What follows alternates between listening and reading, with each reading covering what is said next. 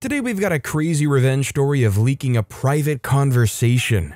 We'll get into that in a bit, but first, showing him out of Showbiz. This is a little take from my days in modeling when I was still a beginner. I had always been a pretty boy from when I was young. I had a face that screamed perfection and an appeal, so people said. My mother prided herself in the fact that her son could walk into a room and all eyes would be on him. Some would say that she enjoyed the admiration more than myself. My mother was an opportunist, so she immediately took advantage of the situation and pushed me into the modeling scene. She made sure to do her own adequate research before signing me up for one of the best kids modeling agencies in our little hometown. Of course, thousands of kids had signed up to be in this same prestigious school, and all of them thought that they were pretty enough to get in. The head of the institution informed the many enthusiastic boys that the school was only picking 10 people to join them that academic year. My mother was not moved by the displeased frown on the man's face or the strict look in his eyes. Neither was she fazed by the cold voice in which he delivered his speech. She sat there calmly and held my little hand, and she knew that I would get in no matter what. He was a French man, so let's call him Samuel, and when he was done with his opening speech, the auditioning process started. There were 3 judges, Samuel, one of the institute's top alumni, and a lady whose name nobody actually knew. They were all very cold, not a single smile on their faces as each boy approached their table, answered the questions they were asked, and did whatever else was expected of them. There was another mother there who kept glaring at my mom and I like she knew us from somewhere before. My mother paid her no mind, but when it became obvious that the woman was going out of her way to annoy us, she confronted her. She questioned the woman on why she was going out of her way to make us uncomfortable. She complained that the woman was being rude and distracting both her own son and the rest of the boys that were to audition. The woman tried to defend herself, but my mother wasn't interested in anything she had to say. The woman, liking the drama that she had created, accused me of not being a boy. That offended my mother, who called her out on her BS. She told the woman to concentrate on her son instead of throwing allegations and trying to make everyone feel uncomfortable. She told the woman that if she was confident in her training, her son would enter the academy along with those who deserve it. With those few words, my mom strutted back to her seat and took my hand back in hers. She was shocked when she looked towards the entrance to the room where the auditions were taking place and saw Samuel standing there. He didn't say anything, but she saw the respect in his eyes, along with those of some of the other parents in the room. "Applicant 50, please step into the room," he said and disappeared inside. Applicant 50 just happened to be me. My mom gave me a hug of encouragement, kissed my forehead twice for luck, and watched me walk into the room. She gave a silent prayer up to her creator and calmly waited for me to come back out. When I entered the room, no one said anything at first before they asked for my name. The female judge, Brianna, then asked me to walk up to the table and take a look at a picture. It confused me at first, but I did as I was asked. I walked over to Brianna, never once going out of character. Unknown to me, they had began judging from when I walked into the room. My posture, the way I carried myself, and my facial expressions. I took up the picture she handed to me, looked at it, and gave her an answer. She confirmed that my answer was right before the other judges interjected with their own questions. I was asked why I wanted to be a model and why I thought I deserved to be accepted by the institute. I gave the best answers I could, remembering that my mother had always taught me to be confident in myself. Samuel at some point thought I was being proud, but I told him that I was simply telling my truth. Samuel stared at me and I stared right back without breaking eye contact. He glared at me, then looked down at the sheet of paper in front of him. He dismissed me and told me to call the next applicant on my way out. I walked out with a smile. Even though Samuel looked angry, I was very certain that I'd gotten in. And boy, was I right. I was one of the top 10 boys that was accepted into the institution, along with the boy whose mom had been mean to me. 12 years later, and I was indeed the gem that I said I would be to the Fashion Institute. I had graduated and gone on to be one of the top global models that Samuel Von Joe had produced. I and Samuel had been very good friends during my time at the Institute, along with Marcus, the boy with the rude mother. Samuel had not once regretted accepting me into the Institute, and had taught me to be the best of his abilities everything he knew. I grew up to be a beauty, a rare fashion figure with just the right body and attitude that many companies and brands wanted to work with me. Marcus and I were close, and he would usually tease that his mother would have a stroke if she saw us together. We had worked on some projects together, and there were times where we had to be apart for long periods of time. It was after one of such periods that Marcus came home and offered me a slot with an agency that had given him a free ticket. I was curious about what he meant by a free ticket and listened as he explained to me how he had gotten it. He had worked with a brand affiliated to some modeling agency that loved his work. In conclusion, Marcus was probably hooking up with the head of the agency and he'd gotten a free slot to invite any model of his choice on her next project. Being as we were friends, he thought the job would be good for me since I was taking a break from the big scene. I appreciated how thoughtful that was of him.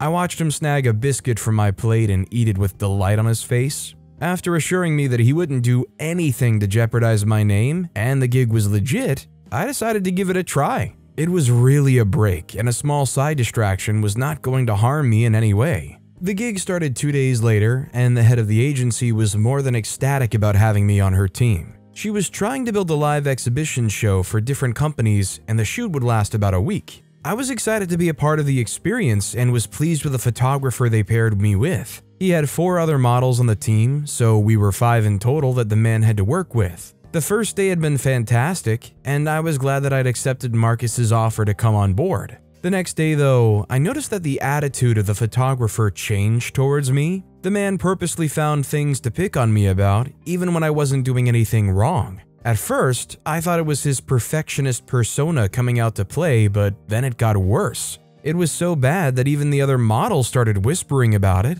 I went home embarrassed that day, and even narrated everything that happened to Marcus. Marcus was surprised at the attitude of the photographer since he had worked with him before. He encouraged me to not give up on the show and apologized on behalf of the man. The following day, when I was getting my hair and makeup ready for the shoot, the makeup artist, Anita, was called over by one of the producers. She excused herself and rushed over to go and answer the man. Ricky then approached me after she was gone. I wasn't one to hold a grudge, so I smiled up at Ricky as he approached. He had an angry look on his face, and it made me slightly uncomfortable. He told me that he came to assure me that I was nothing special and like the rest of them, I was nothing. He told me that he hated how I was given special treatment that I hadn't earned. I tried to defend myself, but he shut me up at every point. He said some other vile things that my mind wished it hadn't registered. I told him that he was being rude and that he should leave me alone at once. He just gave a dry chuckle and reached out to touch my face. I recoiled as far back as I could from the hand. Before Ricky could breathe another word, we heard Anita coming back. Ricky glared at me once more and then went back to where he had set up his camera. I wish I'd called in sick as it didn't get any better. Ricky complained about everything I did, and at some point he even yelled at me to stop slowing down the process of the shoot. The supervisor of the set came around to see what was happening, and Ricky lied that I wasn't doing according to what he was told. The supervisor told Ricky to pull it together and let me have some creative control if I wanted to. This further pissed him off, and he continued to treat me with contempt. I couldn't take the poor treatment anymore and informed Marcus that I would be dropping out of the project. Marcus was pissed about everything and how this fun experience had been ruined for me. So he hatched a plan and told me about it. He begged me not to lose hope and promised me that everything would be fine. On the 4th day, while I was being spray tanned for a set, Ricky called the artist away so he could be alone with me again. This time I didn't cower in fear and stood my ground. I glared back at Ricky and remembered that my mother hadn't trained me to take crap from anybody. Ricky started his trash talking again. He tried his best to poke at my self-esteem, but I didn't let him. I told him that he could no longer bully me and that if he knew what was good for him, he would leave me alone and just do his job. He didn't like that I was speaking back at him and became more aggressive with his words. At that moment, Marcus walked into the room and glared at Ricky. He told him that he hadn't believed me at first when I said that all that Ricky had been doing. But after what Ricky had just displayed, he was rather disappointed in the photographer's behavior. He brought out his phone, passed it to Ricky, and let the man read all that was there. Ricky's cocky look turned into one of terror, and the fear was clear in his eyes when he looked up at us. Marcus told him that if he didn't want his career to end, he would stop bullying me. He also made Ricky promise to quit that agency after this gig. He didn't care if his contact with the agency had ended or not. The first mistake Ricky had made was messing with me, and Marcus made sure that he knew that fact. Ricky immediately fled the scene as soon as Marcus was gone. For the rest of the shoot that day, he didn't say one word out of place and just focused on what he was there to do. When the project wrapped up, Ricky put in his resignation letter, which came as a surprise to Eleanor. She wanted to fight it since he was one of the best photographers they had, but Ricky said it was time to move on to other things. I was so happy Ricky was gone, as Eleanor wanted to continue future projects with me. I had peace of mind and was so grateful that Marcus had helped me stand up for myself. Like my mother, Marcus was not about to let anyone bully me. I'm just glad in a field like this where, honestly, you hear plenty of stories coming out of not very good people doing not very great things to people. It seemed like OP was able to look around and see people left and right that were actually willing to hear them out, care about how they felt, and back them up. That said, our next story is, I recorded and leaked my husband's private conversations to his opponent. How I got revenge against my abusive soon-to-be ex-husband. He lost the election and got bad press that would stay with him for the rest of his life. My husband was abusive toward me for the 7 years that we were together. He only hit me on one occasion, and that was the last straw for me. I started planning my revenge on that day. It was a Sunday afternoon, and my husband, being the person who loved to put on a show for the world, as usual, had invited his family, friends, and work associate to our home for lunch.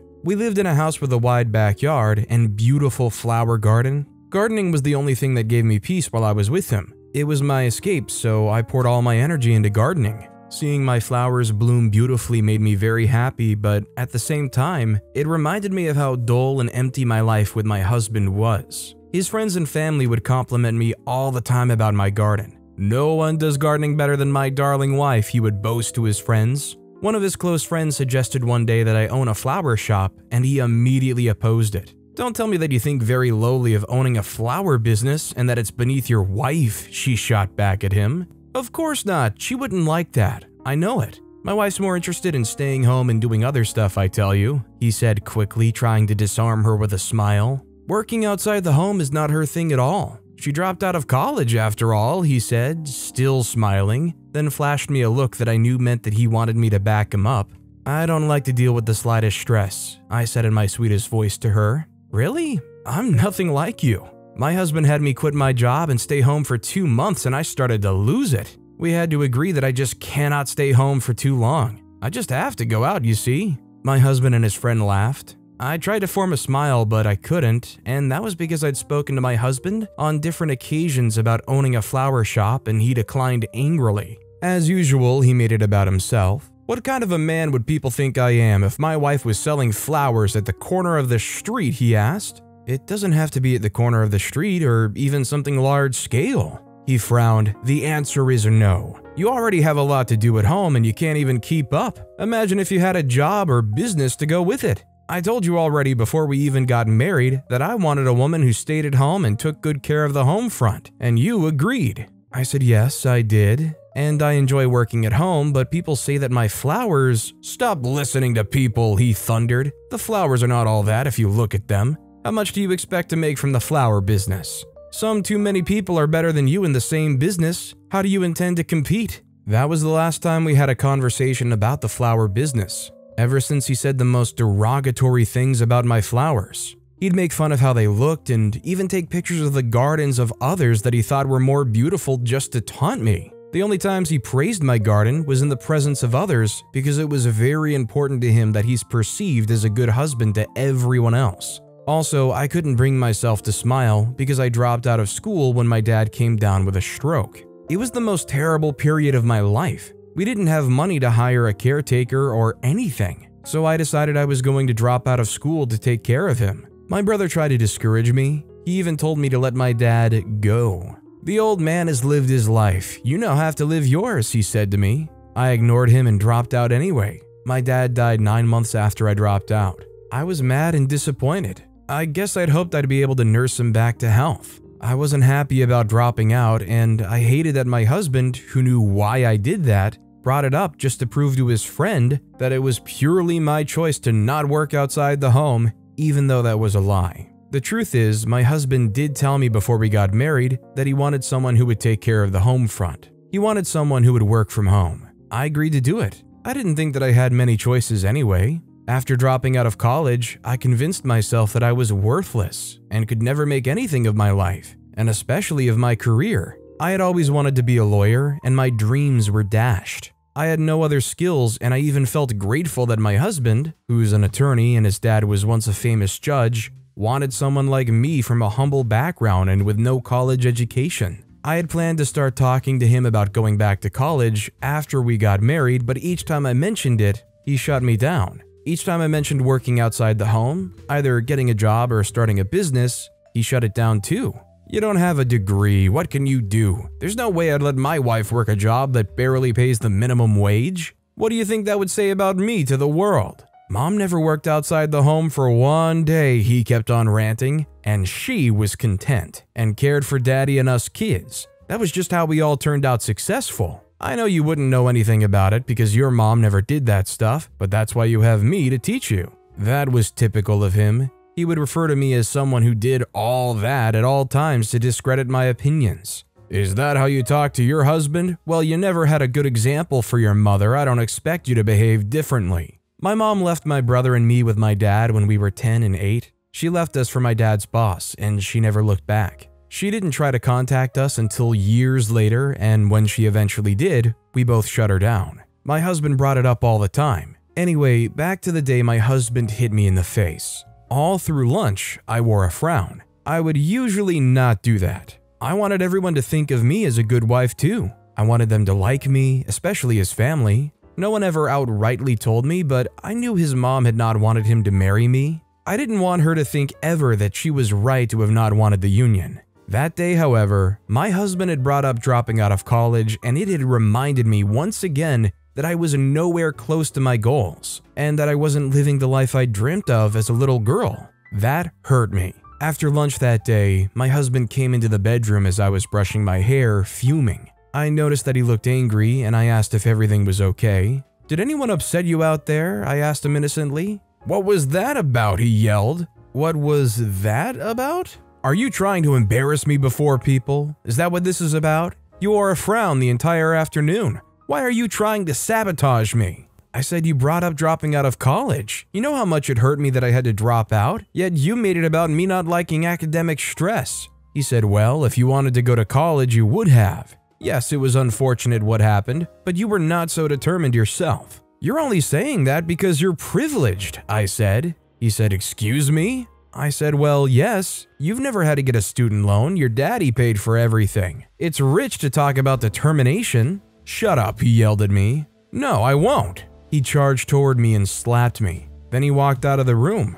I fell to the floor sobbing. I couldn't believe what had just happened. As if the heavens felt bad for me, it rained that evening and all through the night. I knew I was done that night, but I had to strategize properly as well to get my revenge. The next day, my husband came into the room and fell on his knees. "I'm sorry, I don't know what came over me." He apologized profusely, and I told him I'd forgiven him. For a week, he kept up the pretense and was nice to me, but he soon dropped it after that week and went back to his default setting, which was to abuse me. Aside from physical abuse and the constant psychological torture, my husband abused me financially. I never had money, and I dared not ask for money. "What do you need money for?" he'd ask me when we first got married. Then he would go on and buy whatever it was that I wanted. I nearly never had any money. Even though I drove a nice car and had the finest and most fashionable dresses, he would have hairstylists come over to our home and style my hair, and my manicurist and pedicurist would come over too.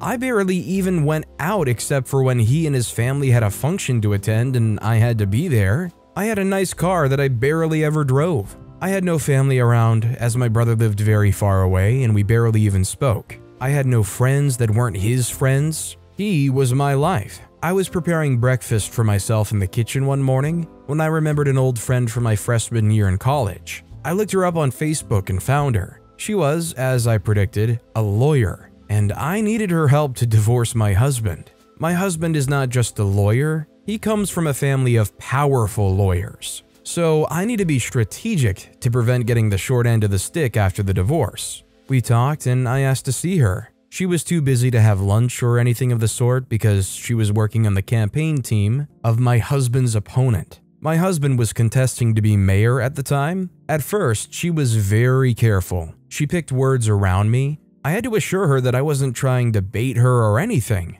I honestly don't even know she worked for my husband's opponent until very much later. She promised to help in whatever way she could. Firstly, we decided to stop meeting physically. Anyone could see me with her and recognize her from the opponent's campaign. I told her I wanted to leave my husband, but that was only after he lost the election. I had to make it more painful for him, and I wanted his ego bruised. I also wanted to expose him to the world. You see, outside, my husband is a kind politician who cared about everyone, but privately, he was racist, sexist, and extremely classist. He had a deep disdain for poorer people and people who had no status in society. He had the most unpopular and terrible opinions. But in public, he said what he felt people wanted to hear, and they were always the opposite of what he truly believed. I promised my friend that I'd send her recordings and many others of my husband making these demeaning comments. While the campaign was ongoing, my husband became even meaner to me. He was going through a lot of pressure, and he took it out on me. That made me even angrier, and I looked forward to taking him down. I started to make a compilation of all the recordings, the things he said to our domestic staff, to his PA, and at his family's very regular gatherings. I recorded and sent them to my friend. She couldn't leak it from the camp of the opponent so as to not soil his name, so she handed the audio recordings and sometimes videos to a journalist, who then went on to publish it as an expose on my husband. Luckily for me and the people, my late father-in-law had been rumored to be abusive towards domestic staff and even his workers. His assistant once said lots of stuff about how he treated him, his affair, and how he hits his wife in an interview. My husband's mother had flown into action, defending her husband and promising everyone that he was a nice husband and father. The exposure of my husband triggered people, and they started to talk about my husband and his family. My husband wasn't ruffled. He was too confident that his background and contacts would come through for him. His opponents were not from historical families like him, so he wasn't bothered. He was only interested in how the recordings got out. His public relations manager advised him to wait until he'd won the election before sacking his staff, but he refused. He went on to fire every domestic staff. He was certain that the recordings were leaked by them. That backfired. They went out and started talking anonymously. The press would reveal what my husband did and then say that a trusted source had revealed it to them. Despite these revelations, things still looked good for my husband. My friend and I were worried that he'd win and that leaving him would be more difficult. But alas, he lost the election. I was so excited when I heard the news. My husband had run to his room and cried, and I ran to the bathroom to cry tears of joy. I had my friend file for a divorce after the whole mourning was nearly over. We're not officially divorced though, but we were able to get an injunction so he'd leave the house. The court granted that prayer since he'd been violent in the past. Honestly, I'm surprised considering they're a historical family, as you'd call it, and he had money growing up, that he didn't demand some kind of prenuptial type situation, because it sounds like OP saying they might be able to get away with this with some assets, which honestly, with all that they've put up with, I think they deserve. But with that being said, that's all the time we have for today. Now, if you want to hear another crazy revenge story, check out that video on the left. Or if you missed my latest video, check out that video on the right. That said, I'll see you all next time with some more stories.